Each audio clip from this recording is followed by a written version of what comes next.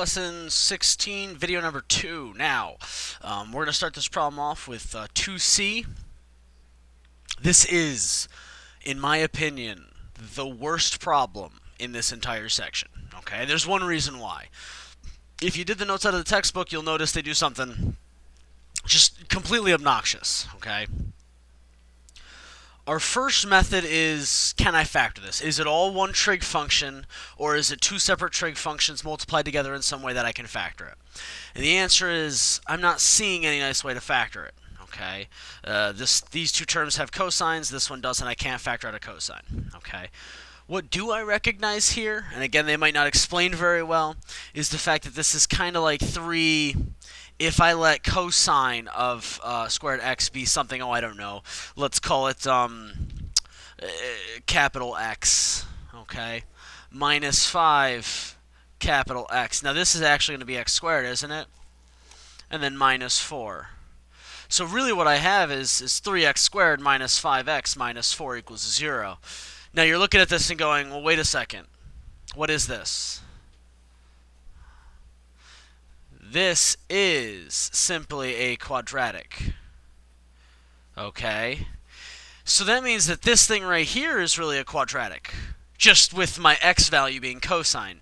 So what I'm going to have to make note of here is the fact that this particular thing, okay, is really just a quadratic with a trig function plugged into it. Okay? How do I deal with quadratics? How do I solve those? Well, the first method is by attempting to factor, right? And in this thing I do 3 times a negative 4, that's a negative 12. What two numbers will multiply to get me negative 12, but add to get me a positive, or sorry, negative 5. And I go through them. I have 1 and 12, I have 2 and 6, I have 3 and 4. I don't know any two numbers that will multiply together that will get me negative 12, but add to get me a negative 5. Okay, that's why this problem is terrible. Because what does this mean? How do we solve quadratics if we can't factor them?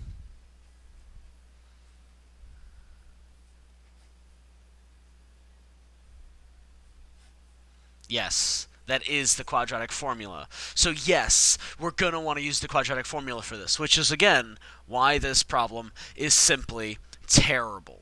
Okay?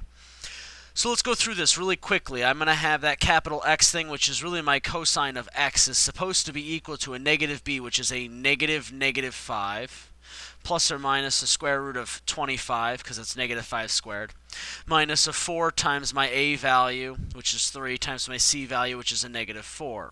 This is all divided by 2 times 3.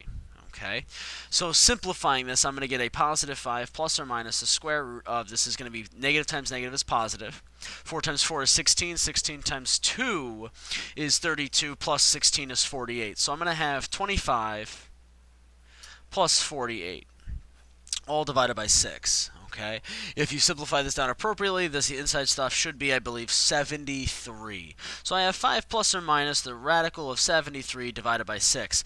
And this is where you ask yourself, what value of x will allow cosine of that x to be equal to that ridiculous looking number? Okay, and the answer is, I don't know. Okay, we don't know this off the top of our head, so it means that it's not a unit circle problem, and it's not a pretty fraction, so it means it's definitely not going to be a triangle problem. Okay, what this leads us to believe is that I have to find what x is. Okay, null and void of those two pieces of information. So I'm going to go ahead and write these two as separate values. Cosine of x is equal to 5 plus radical 73 divided by 6. And the cosine of x is equal to 5 minus radical 73 divided by 6. Okay. In doing this, I have to go, do these things actually have solutions? Okay, well, what is this value really going to be? Well, you plug that into the calculator, that exact thing in the calculator, and you're going to find out that it's larger than 1. Okay, and if it's larger than 1, the cosine of x, what's cosine of x look like again? Oh yeah, that's right. It starts at 1, decreases to negative 1, and increases back up to 1. It will never go past 1. This thing doesn't make any sense. This will never happen. Okay, so that solution is completely out. X can never equal the value that will provide this to actually occur. Now this one, on the other hand, might actually work. Okay? So what we're going to do is we're going to take steps very carefully about evaluating this. Now, radical 73, when I plug that into the calculator, I don't really know what I get. I'm not going to do it. But you get a value that's going to provide something that's, well, this thing here, overall, a number that's between -1 and 1. Again, for this one right here, the cosine of x, okay, is going to be less than 1 and greater than -1, which is exactly what we need to happen, okay? So the question is when does this actually occur? Well, what we should do just to verify is look at the graph of this thing all the way back up here. And how many times does it cross that x-axis? You're going to find out that it actually crosses twice, okay? Which isn't a problem. It's just not pretty. X is supposed to be equal to cosine inverse of this number, okay? And what I would suggest is that you actually type this into your calculator and tell me that this is approximately going to be 2.2027, okay? And this is great. There's a problem, however. Okay, this is the last problem that we're going to have to worry about. This number right here will work for us. This is supposed to be an angle measure. This is an angle measure. It's in radian degrees. Sorry, it's in radian measurement. Okay, if it's in radian measurement, I've got to figure out what the other radian value is supposed to be. Okay, now remember something about the unit circle. Where are the values of cosine? Okay, equivalent. Well, students take calculus. We're going to have, if this is a positive number, we're going to have all the values occurring somewhere in here. Okay, so what we're going to do with this, okay, is that we're going to have two solutions between 0 and 2 pi. This value here, okay, is a value that's less than 2 pi. Again, it's 2.2. So what I'm going to do is I'm going to say my other solution has to be 2 pi minus cosine inverse of this number. Okay, and that's going to give me approximately 4.0805. Now again, why is this true? This is true because of the way that cosine behaves. Okay, where does this actually sit? Well, 2.2, this is 0, this is pi over 2. So somewhere over here. Okay, somewhere over here. So if I'm going to go ahead and do 2 pi minus this number, it's going to spin me all the way back around. Okay, which will give me another radian measure that will appropriately devise what else I'm supposed to have. Okay, there are two solutions in this case. Now, if you don't fully grasp this, the key part is not this stuff. Okay, the key part is, can you get me this? Okay, this is important. Can you tell me that this one is definitely false? Can you, from the beginning of this problem, identify that this is in quadratic form and that I should be either trying to factor or using quadratic formula? Okay. This finishes problems 2C. Again, the worst problem of this section. Now we're going to look at problem 2D. Okay. So, 2D is solving this thing right here. Okay. Now I actually like these problems. I think these problems are very creative. Okay. Do I know what angle measure inside of sine will give me 1? What I'm asking really is, do you know what theta is for this to occur? Well, if I go back to the unit circle, when is sine going to be 1? Sine of 1 is going to be, sine is going to be 1 here. Yes, this is going to be -1, so it's got to be here. What angle measure is that? Theta has to be equal to what? Pi over 2.